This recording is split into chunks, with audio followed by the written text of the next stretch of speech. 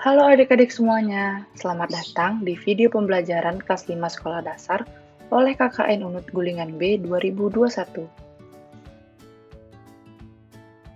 Pada kesempatan kali ini, kita akan belajar tema 1, subtema 2, pembelajaran 6. Pak Anto dan Benny kaget. Tiba-tiba terdengar suara teriakan minta tolong. Mereka berdua pun segera mencari dan menghampiri sumber suara tersebut. Oh, ternyata kaki salah satu pekerja kesleo karena terpleset saat melangkah keluar dari sawah. Dia nampak kesakitan sekali. Kenapa dengan Pak Bejo, Pak? Tanya Benny khawatir. Oh, kaki Pak Bejo kesleo.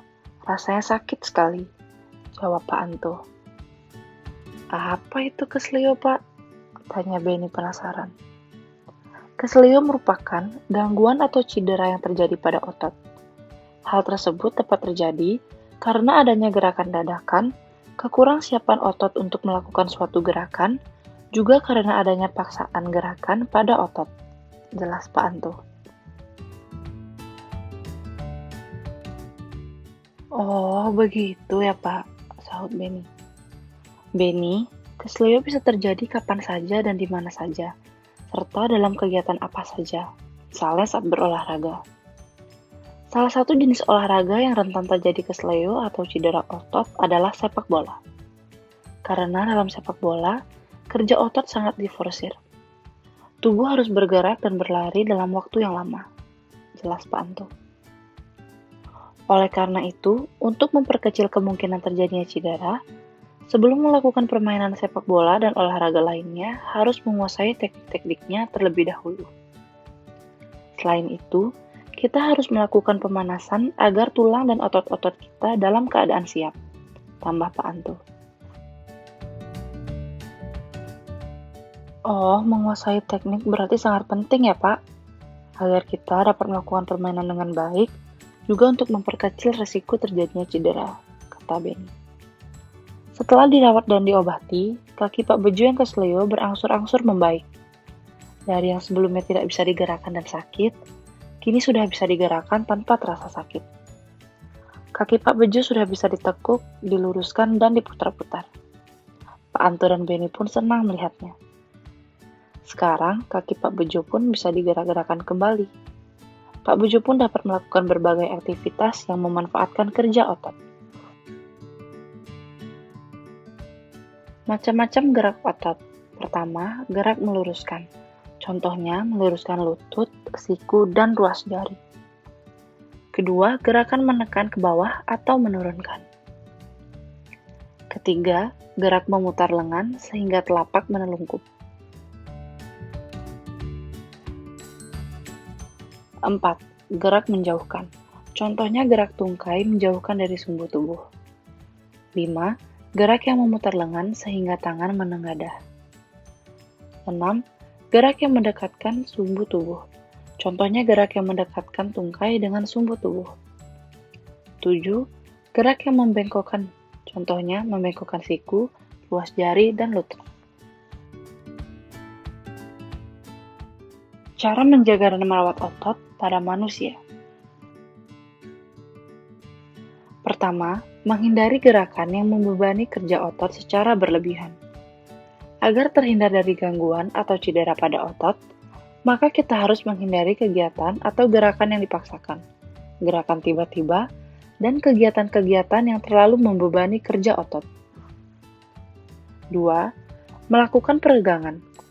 Lakukan beberapa gerakan peregangan sebelum dan sesudah melakukan aktivitas tertentu yang memanfaatkan kerja otot dalam jangka waktu yang lama, seperti melakukan olahraga, berjalan jauh, dan berlari.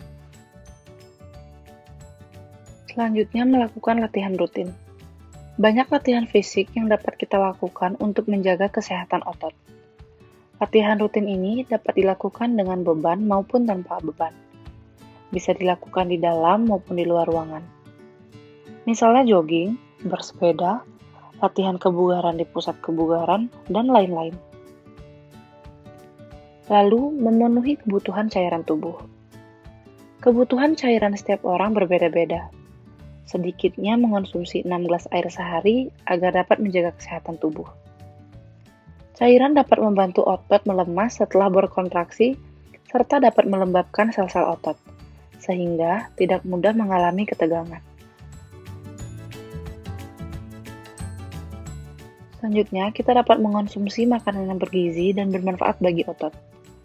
Banyak jenis makanan yang mengandung gizi yang baik bagi otot, khususnya untuk pembentukan otot.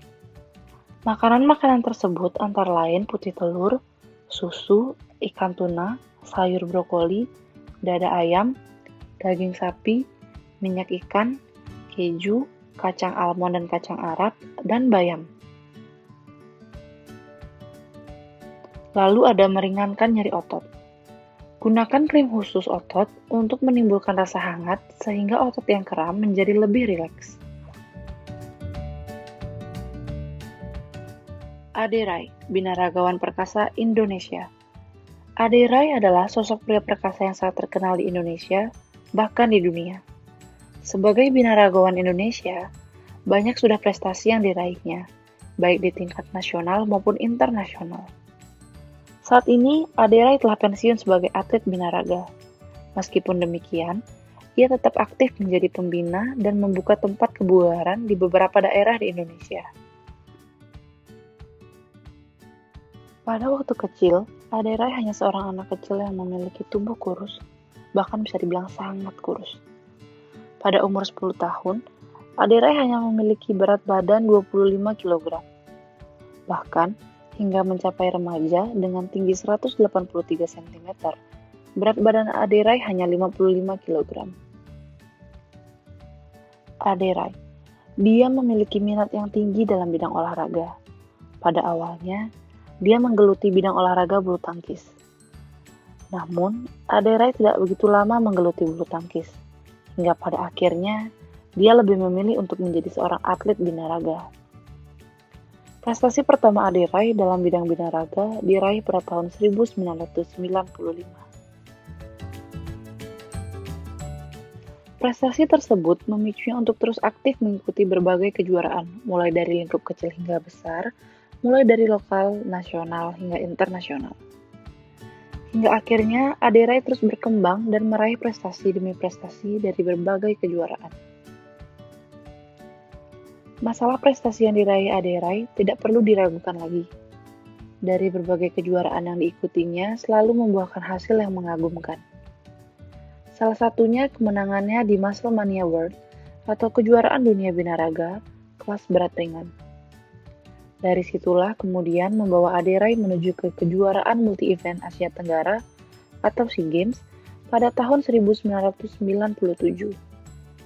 Pada kejuaraan tersebut, Ade Rai pun mampu mempersembahkan emas bagi bangsa Indonesia. Bahkan setelah itu masih banyak piala dan medali yang dia raih dari berbagai kejuaraan tingkat nasional dan internasional. Berkat prestasi-prestasinya itulah, Ade Rai turut mempromosikan binaraga di Indonesia. Dari sebelumnya yang sepi peminat, hingga akhirnya olahraga binaraga menjadi olahraga yang banyak diminati di Indonesia baik oleh pria maupun wanita. Setelah pensiun sebagai atlet pun, Ade Rai masih berkecimpung dalam dunia binaraga. Dia membuka beberapa pusat latihan dan kebugaran di beberapa daerah. Selain itu, Ade Rai juga menjual suplemen dan melakukan pelatihan sertifikasi untuk para profesional di bidang fitness. Ade juga aktif mengampanyekan hidup sehat melalui fitness dengan menerbitkan buku dan majalah serta menjadi pembicara di berbagai seminar dan acara. Seorang atlet binaraga memerlukan latihan yang rutin, terukur, dan membutuhkan waktu yang tidak sebentar dalam membentuk otot-ototnya. Selain itu, mereka juga menjaga sekali pola makannya. Tentunya dengan pola makan yang sehat. Mereka sangat memperhatikan asupan makanannya mulai dari gizi, komposisi, porsi, dan kebersihannya. Jadi, untuk menjadi seorang binaragawan tidak bisa dilakukan secara instan dengan hanya minum obat-obatan atau suplemen penambah massa otot saja. Apalagi sampai mengkonsumsi bahan-bahan berbahaya hanya sekedar ingin cepat mendapatkan otot yang besar.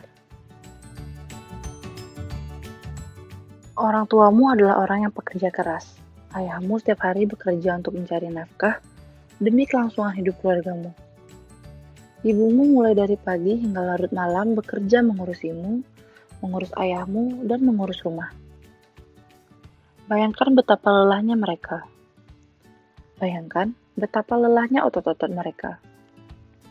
Untuk membantunya, berkenanlah kamu untuk memijit mereka setiap ayahmu pulang kerja atau setiap ibumu beristirahat. Kamu mau, bukan? Sekian video pembelajaran kita untuk hari ini. Terima kasih.